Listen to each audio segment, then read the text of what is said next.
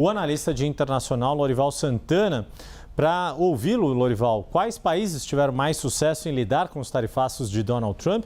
Como o Brasil poderia reagir? E esse ponto que a Lucinda traz, né, de que caso se aplique integralmente essas taxas do jeito que a coisa andaria, ficaríamos atrás apenas da China.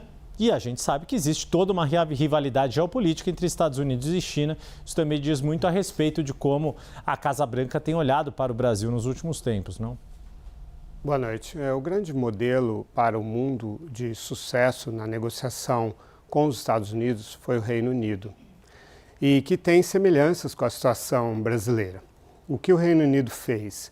Assim que o Trump adotou a tarifa de 10% contra o Reino Unido, lá no início de abril, 2 de abril, que era a mesma tarifa contra o Brasil, porque os dois países tinham déficit no comércio com os Estados Unidos, o Reino Unido se apressou a negociar, a identificar as concessões seletivas que fariam sentido para os Estados Unidos, que permitiriam a Donald Trump anunciar êxito na negociação. Keir Starmer é um primeiro-ministro de esquerda, do Partido Trabalhista, mas evitou a todo custo a politização desse tema, embora ele fosse muito criticado pelo Donald Trump, e também não falou em nenhum momento de retaliações. Então, o que ele identificou? Bom, etanol era um irritante, assim como é na relação com o Brasil. O que ele fez? O Reino Unido produz etanol de 700 a 900 milhões de litros por ano e consome 1 bilhão e 400 milhões. Ele zerou a tarifa de todo o mercado dele e deixou que os Estados Unidos competissem em igual condição com os produtores de etanol do Reino Unido. Ficaram contentes? Não. Mas era necessário oferecer algo para os Estados Unidos.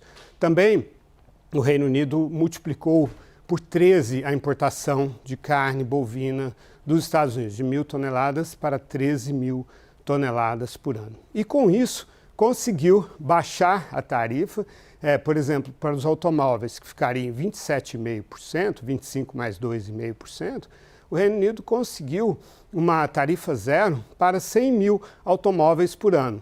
Quantos automóveis o Reino Unido exporta para os Estados Unidos? 100 mil por ano.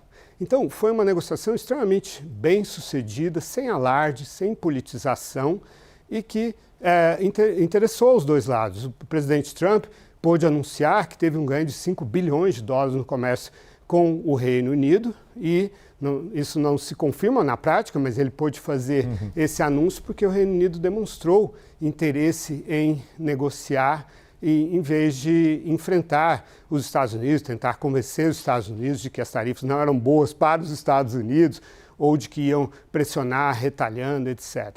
Então, esse é o caso mais bem sucedido e tem semelhanças com o Brasil, que também, até 2020, teve uma cota de importação de 750 milhões de litros de etanol dos Estados Unidos e acabaram com essa cota, impuseram uma tarifa de 18%, que é a tarifa externa comum do Mercosul. A do Reino Unido era também de 19%, uma situação muito parecida.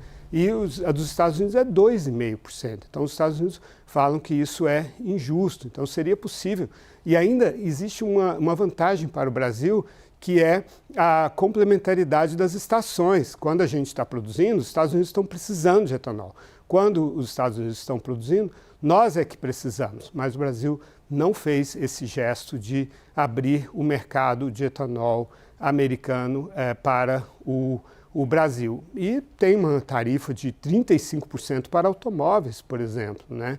E não fez nenhum gesto nessa direção. O Reino Unido também eliminou um imposto sobre os serviços das Big Techs, das plataformas digitais, que é uma outra questão estratégica para o Donald Trump pessoalmente. Ele tem uma rede social, né, e que usa como backbone uma outra rede que também tem, inclusive, sofrido ações na justiça aqui no Brasil. Então, retirar esse imposto teria sido um gesto extremamente proveitoso para ambos os lados, mas não houve esse tipo de negociação, uma disposição do Brasil de negociar, e aí o Reino Unido, com isso, não teve seção 301, ficou ileso. O Reino Unido firmou acordo em maio, no mês seguinte às tarifas recíprocas, e o Brasil ficou se arrastando até hoje, e politizando a questão e tentando tirar proveito político, né, dessa disputa, visando as eleições deste ano.